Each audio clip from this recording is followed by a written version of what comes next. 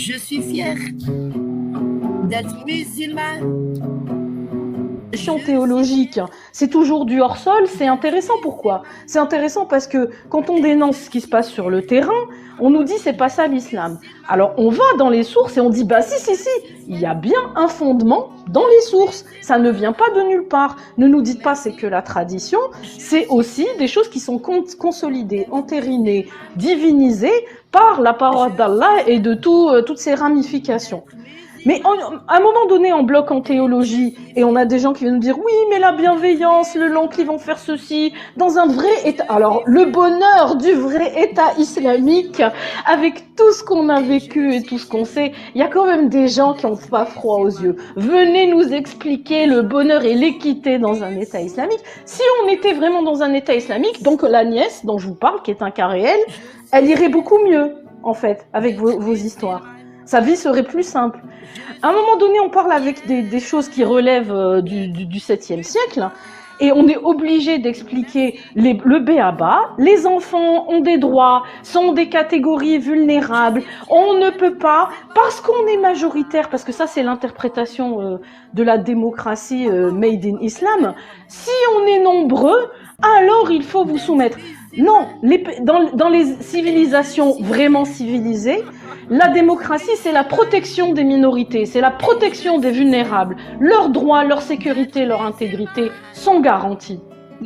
Votre version du rapport de force, parce que l'islam ne connaît que ça, le prophète a épousé Aïcha, il a le droit, c'est un prophète. Vous comprenez pas qu'un prophète n'a pas droit de chier sur vous. Un prophète peut être un exemple, une inspiration, ce que vous voulez.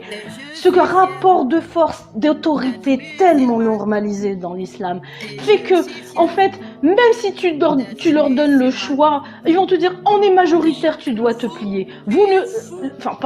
Je dis vous, c'est pas bien, j'essentialise. L'islam, c'est vous faire croire, en fait, que quand vous êtes majoritaire ou en position de force, vous avez tous les droits pour imposer votre vision archaïque des choses. Ça, c'est quand tu donnes les moyens modernes à des cerveaux qui sont restés au 7e siècle, voilà ce que ça donne. Tu donnes on a fait l'expérience en Algérie, tout d'un, on la connaît. Tu fais des élections entre guillemets démocratiques en Algérie, t'as les barbus qui arrivent, les gens vont élire démocratiquement des tyrans. Voilà ce que le Coran d'Ostorona. Le Coran d'Ostorona, et on te dit pourquoi tu critiques le Coran. Ça m'a été proposé comme un programme politique, tu te rends compte? Oui. Et c'est appliqué à moi comme un programme. Et tu ne peux rien dire parce que la société n'a plus besoin, les autorités n'ont plus besoin de sévir. C'est le peuple qui s'occupe de ta répression, en fait. Tu ne peux rien dire face à ça. Donc aujourd'hui, vous vous demandez pourquoi les apostats parlent. Parce que cette idéologie détruit des vies. Et tant qu'elle détruit des vies, même si je suis ex-musulmane et que je suis libre comme l'air et autonome et indépendante, là où mes droits sont garantis, ça m'intéresse que sur Terre, des gens ne souffrent pas.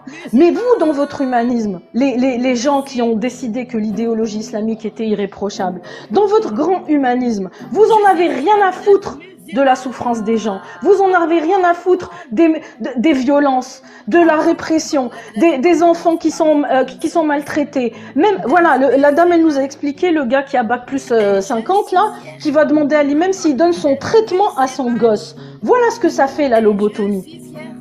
On en est là aujourd'hui. Donc voilà, on se bat. Pourquoi? Alors je l'entends ça tout le temps, parce que depuis qu'on nous entend plus les apostats, tous les jours c'est une question qui vient. Mais vous avez quitté l'islam. C'est bon, quoi. Faites votre chemin.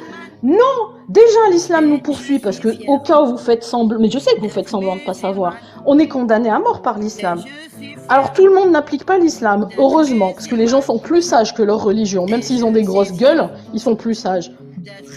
Mais nous, on est condamnés à mort. Et alors, ça veut dire quoi? Ça veut dire que l'ostracisation, ça veut dire que de savoir dans ma famille, dans ma communauté, qu'il y a des gamins qui méritent des traitements et à la place on leur fait des ruqya, qu'il y a des personnes qui ont des problèmes de santé, que ça soit mental, que ça soit des vrais problèmes de santé comme le diabète, qui à certains moments, dans certaines conditions, peut donner des hallucinations. Au lieu d'emmener les gens à l'hôpital, on fait venir quelqu'un pour souffler dans son oreille et marmonner des trucs.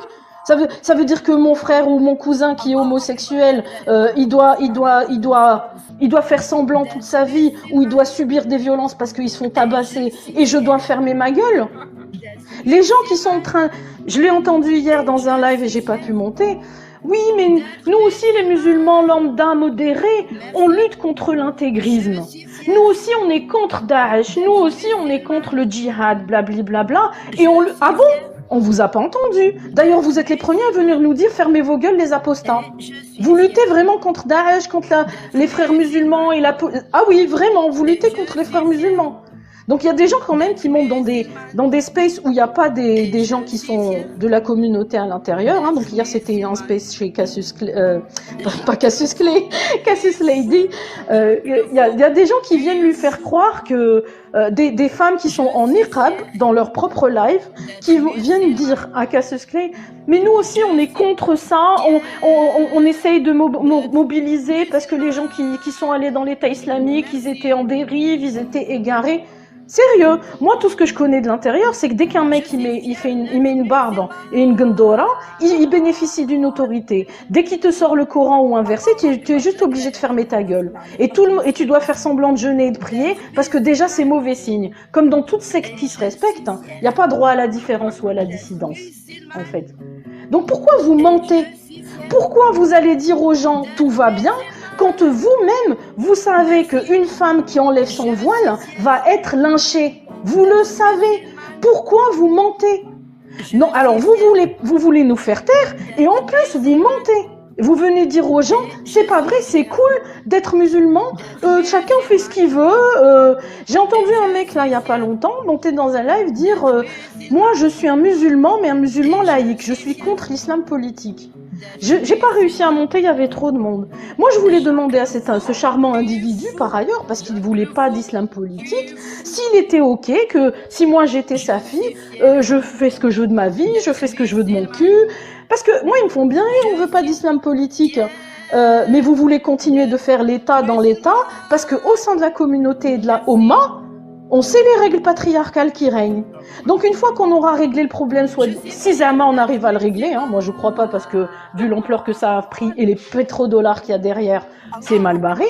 Alors si on a réglé le problème politique Zama, si on a réglé le problème terroriste, hein, quand ça déraille c'est terroriste, tout va bien au sein de la Oumma, en fait. Ça vous convient ce qu'il est en train de se passer. Les femmes qui défendent ça, vous êtes contentes.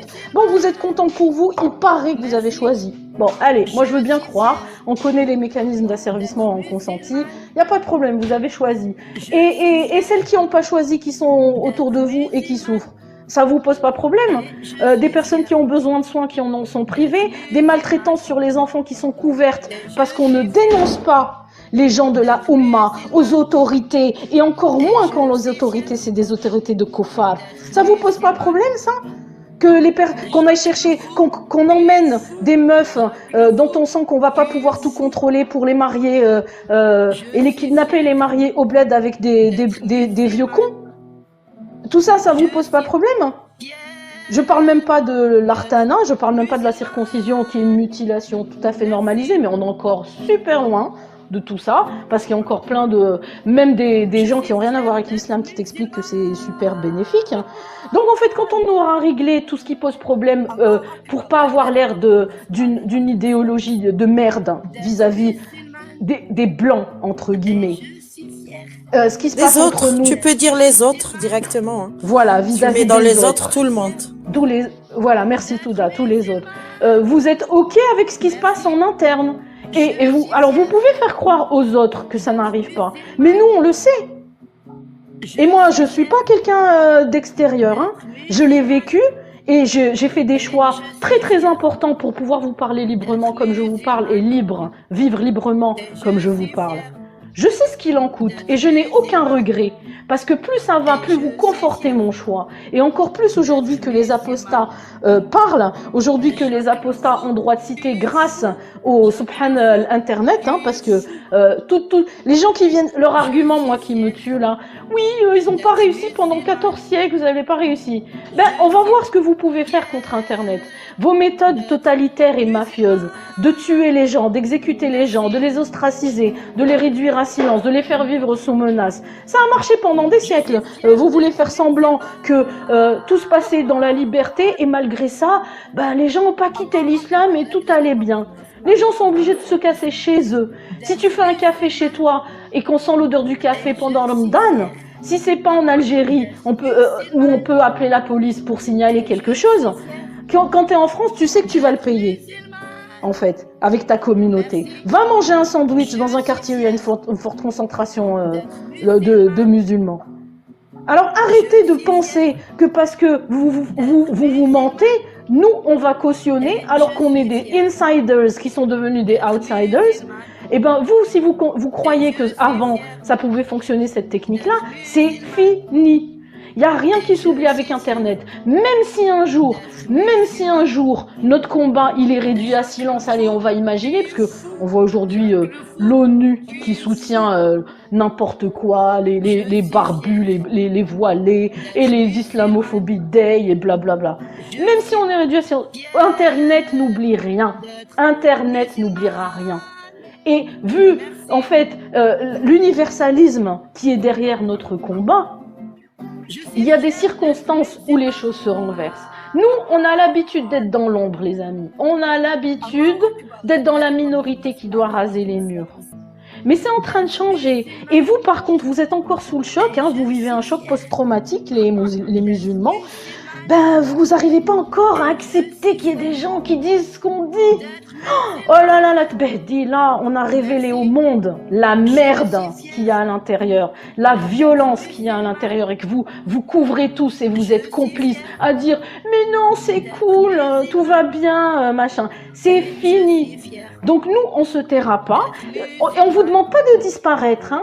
Gardez votre croyance, mais arrêtez d'emmerder le monde et d'en faire un système politique, de l'imposer à vos gosses en mutilant leur corps et leurs esprits dès qu'ils sont petits.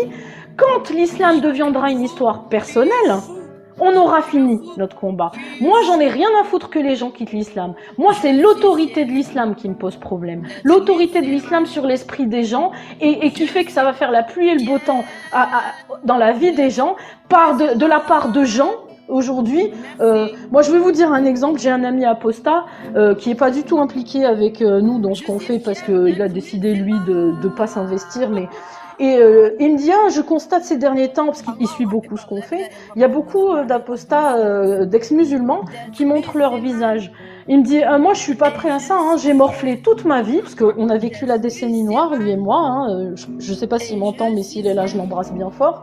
Il me dit on a vécu la décennie noire, on a réussi à s'en sortir, à y survivre, à faire tout le travail qui consiste aujourd'hui à laisser l'islam de côté. Et après, il y a un pauvre con niveau 6e qui va venir me m'ôter la vie. Voilà. Donc il y a des gens qui le disent pas et il y a des gens qui sont conscients qu'on peut à tout moment par n'importe quel hamar qui a mis une barbe et qui te dit des masha'Allah et des salam alek toutes les deux phrases parce qu'il paraît en prononçant bien masha'Allah Aïcha et machin parce que pour Aïcha Mohammed j'adore voilà, ça me fait rire t'as vu Zama regardez hein je parle bien يا ودي نهضروا العربية خير منك وأتكلموها بالفصحى si tu veux. ما كملتش طرح سؤال فين كمل donc voilà donc qui dit quand il y en a un de niveau 0 comme Tahar Jaoud qui a été assassiné, le grand écrivain lucide qu'on a perdu pendant la décennie noire, assassiné par un cireur de chaussures. J'ai pas de mépris pour le cireur de chaussures, mais la personne qui peut s'autoriser, qui se donne cette autorité et ce droit pour ôter la vie à quelqu'un, quand tu as quelqu'un qui lutte pour l'universalisme et que toi t'as mis des claquettes et une barbe et t'es monté au maquis et t'es devenu MR je sais pas quoi et que t'as des esclaves sexuels que tu baises à la chaîne.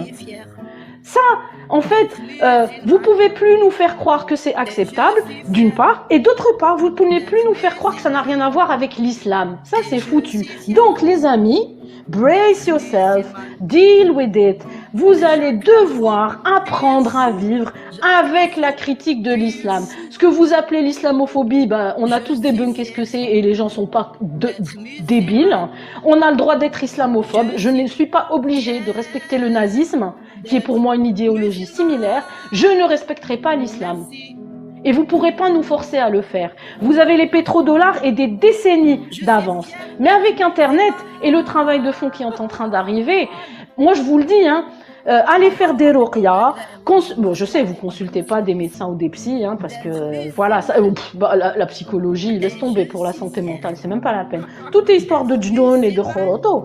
Alors, apprenez à gérer votre PTSD, là, le stress post-traumatique. Vous êtes en stress post-traumatique. Il y a des gens, ils montent dans des lives et ils disent, comme il dit très bien l'apostat Kafir, l'islam c'est de la merde. Répétez après moi, l'islam c'est de la merde. Oui, on va le dire, ça fait mal à vos oreilles. Le Coran c'est de la merde, le Coran c'est de la merde. C'est de la merde. Pour la femme, putain. Tout ce que vous voulez.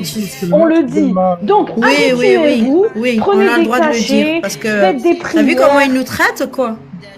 T'as vu comment il nous traite, le Coran? Mais des michetonneuses, des incapables. Oui, bien sûr. Tu crois quoi? Mais moi, je comprends des gens qui ont grandi toute leur vie parce qu'en pensant qu'ils ont un petit zizi de plus, ils sont supérieurs. Moi, je comprends que ça vous fasse un choc. Vous êtes choqué psychologiquement. Tota dialek, elle te donne rien de plus. Tota dialek, elle ne suffit pas. Donc, tu sais, ici, c'est pas, est-ce que t'as Elena, ici, tu n'es pas chez toi et c'est pas la charia qui règne. Donc ici, je suis une femme et quand je finirai que Touda te donnera la parole, tu la prendras. C'est la même chose. Donc, les amis, moi je vous donne un conseil parce que je suis universaliste. Je veux pas que les gens y souffrent. Les amis musulmans qui êtes choqués, essayez de lire des choses sur le choc post-traumatique. Essayez d'apprendre à gérer vos réactions qui est traumatique, parce que vous êtes en train d'entendre des choses, comme vous avez cru que Momo était plus important que votre mère, le fait qu'on le dise, vous êtes sur le choc et vous avez l'impression déjà de vivre Adab al-Qabr. Bon, comme vous pouvez pas nous faire taire, vous avez qu'une seule option, c'est d'apprendre à vivre avec. Et je vous souhaite bon courage, parce que c'est que le début et on ne se taira pas. Maintenant, j'ai fini et je t'autorise à prendre la parole. Voilà. Merci. Bienvenue aux ténèbres chez Monsieur Jacques Loup. Je vous laisse partir avec votre dignité. Voilà.